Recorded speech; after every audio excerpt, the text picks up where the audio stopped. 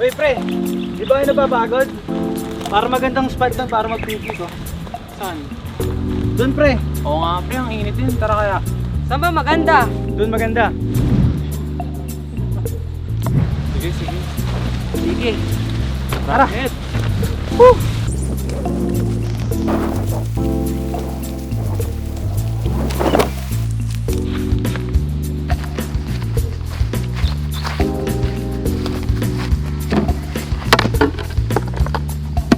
O, pre, minum ka muna. Uy, thank you pre.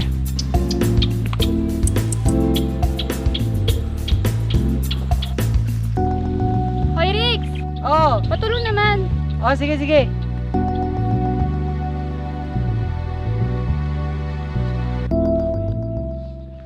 Uy, mga pre, lapit na graduation natin, ah. Di ba plano nyo? Eh ako, magsisiman ako.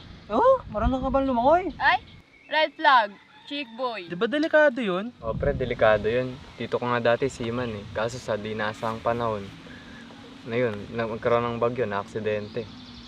Buti nga kamo, nakakuha ng life insurance eh. Ayaw pa nga niya, pinilit lang ni tita. Ayun, nung burol niya, nakakuha naman daw ng pondo dun sa insurance company na in-apply ah. Sus, totoo ba yun? Scam lang yan, pre. Di pre, legit yun. Ang insurance kasi, insured ka. Pagka may insurance ka, kahit nasabihin mo na wala kang naitabing pera, pero nung kalakasan ng trabaho mo at may naipundar kang insurance, kahit kailan dumating yung pagkakataon mo. Asa na ba tayo? Parang bumalik na tayo rito ah. Bad trip. Parang paikot-ikot na lang tayo.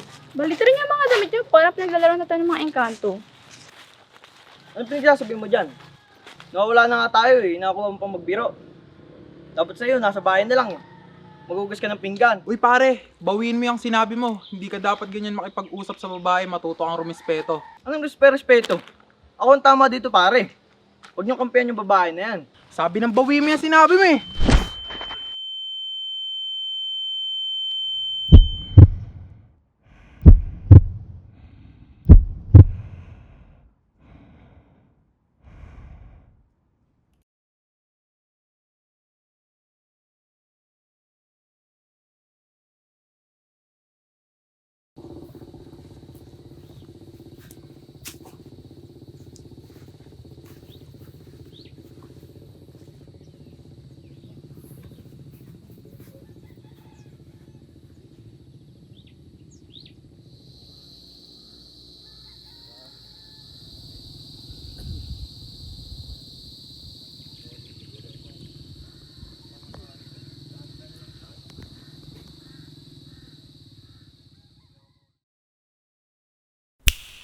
Brew Life UK. Listening, understanding, delivering. Hi guys, Rickson here along with Daryl. Thank you so much for watching our short film. Hope you guys appreciate it because we've really worked hard on it. Sana naman napasaya namin kayo. And today, we are here in Brew Life UK. To be specific, nandito kami sa Baliwag branch to talk about the importance of insurance. Para sa iyo ba, Daryl, ano ba ang kahalagahan ng insurance? Bago ko sagutin yung tanong mo, no, Brother Rickson, gusto ko munang sabihin sa kanila kung ano ba yung goal natin, kung bakit tayo pumunta dito sa ProLife UK. Unang-una, ang goal natin ay para maipakilala sa mga tao, especially sa katulad nating mga estudyante, kung gaano kahalaga ang isang life-insured person. Simple lang naman yan, no? Sa buhay ng tao, hindi natin alam kung kailan tayo mawawala sa mundo na to eh. Wala namang makapagsasabi niyan. Kahit na sabihin natin ayaw natin magkaroon ng malubhang karamdaman, ayaw nating maaksidente, kahit kailan di natin mapipigil yon. Pero ano nga ba talaga ang kahalagahan kapag ka meron kang life insurance? Kapag ka namatay ang isang tao, ano ba yung kaakibat nun?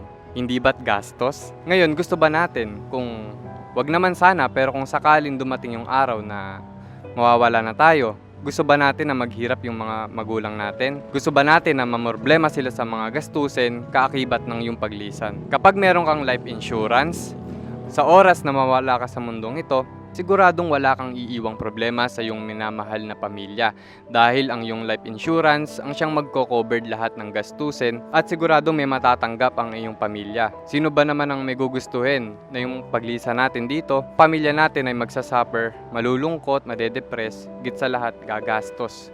Kasi wala namang mura sa panahon ngayon. Lahat puro gastos. Kaya dapat pagtuunan natin ng pansin ang pagbili ng life insurance nang sa ganun ma-secure natin yung future natin at nang hindi na tayo magkaroon ng financial problem. Ayun lang.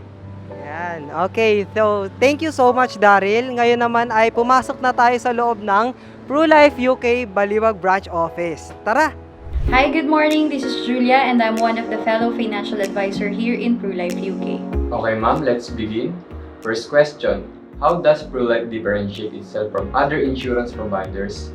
And what sets it apart in terms of products, services, or customer experience? Si PruLife UK is one of the youngest insurance company here in the Philippines. Though, the Prudential company from UK, I think 175 or 176 years na. But in the Philippines, 27 years pa lang. Kahit si PruLife yung pinakabata sa larangan ng mga insurance industry here in the Philippines, kumbaga may napatunayan naman na siya. Kasi before, insurance here in the Philippines, even in, I think, other country, is purely insurance lang. So, kung may mangyari sa'yo, doon lang may makukuha yung pamilya mo. PruLife UK came up with the InsuraVest, okay, insurance and investment. Kumbaga parang insured ka and at the same time, meron kang savings. Ma'am, regarding po dun sa services, magtatanong lang po ako kung paano niyo po ba ginagawa yung pagka-customer service sa mga client. Example, kung may client po kayo na may sakit, tapos gusto niyo magpa-check up, paano po ba yung kailangan niyong gawin? Kailangan po ba dumiretso po muna dito sila sa office niyo, tsaka po sila didiretso ng hospital? O pwede na po silang pumunta agad ng hospital? Halimbawa, si isa nating client na hospitalized for 5 days due to dengue. If it so happens na meron siyang included sa plan niya na daily hospital income, right after niya ma-discharge, magbibigay si agent ng mga forms na kailangan, and then si client din also, syempre kailangan niya mag-participate para mabigay niya yung mga needed na documents, which is yung mga resibo from the hospital, proof of confinement, and then right after that, ipa-file yun ni financial advisor sa company, and then after 2 to 3 weeks, ayun, may makiklaim na siya. For the next question, what types of insurance products and services does PruLife offer? Can you provide an overview of the different options available? Okay, so we have the VUL or Variable Unit Link, which is the insurance and investment.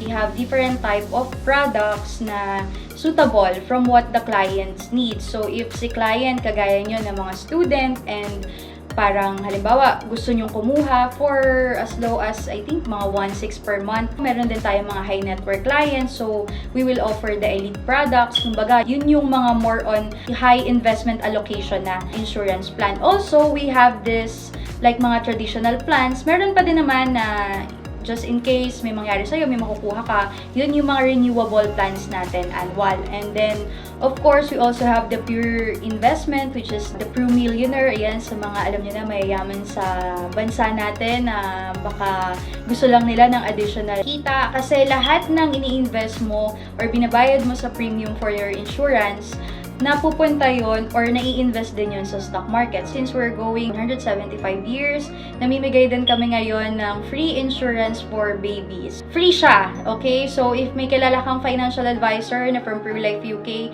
and may kilala kang baby na 7 days old to parang before 1 year old, so pwede yan mabigyan ni PruLife UK ng free insurance. And if naman si client hindi pa niya kaya ng insurance and investment, we also offer the personal accident insurance, which is halimbawa sa mga bata, madapa, na hospitalized, ganyan. So merong reimbursement, merong medical reimbursement. Maraming product na ino-offer si PruLife UK. May kaya ka man, average, or talagang kumbaga breadwinner ka na gusto mo secured yung future ng family mo. So, lahat yon ino-offer namin dito sa PruLife UK. Ma'am, tanong ko lang po na regarding po dun sa age na maaaring cover ng PruLife UK.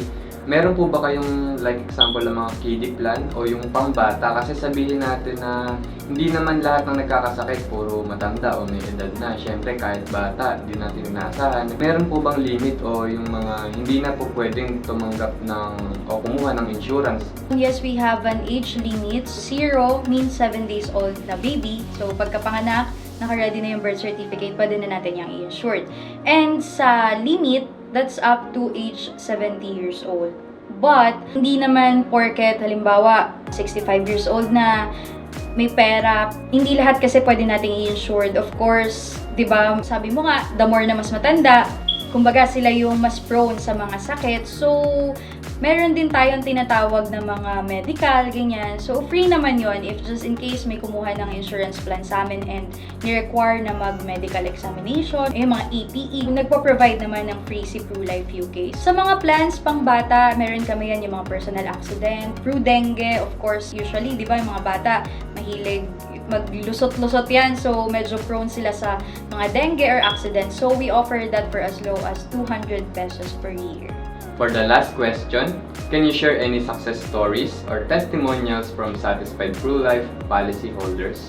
For one of our success stories here, there is a certain client na kumuha siya ng plan, I think back in 2012. And ang kinuha niya yung with insurance and investment. So, it so happened na hindi na siya nakapaghulog. Parang nakapaghulog lang siya for 2 years. Dahil nga insurance and investment siya, dito kasi sa PruLife, parang alam niyo yung sa mga bank, for as low as meron kang fund value or merong maintaining balance yung account mo sa bangko, hindi magko-close account. So, ganun din sa Pru. For as low as meron kang fund value, if may mga emergency na napagastos ka or talagang medyo gipit tayo ngayon, so hindi ka muna makakapaghulog, tell your financial advisor na stop muna ako. So, pwede yon, allowed yun sa PruLife UK. So, ayun na nga, hindi siya nakapaghulog, 2 years lang siya nakapaghulog, and then the pandemic came, and then nakita na lang, he passed away. And luckily, for the longest time around, may natira na 6,000 sa fund value niya. May nakuha pa rin yung family niya, and naka-claim pa rin yung family niya.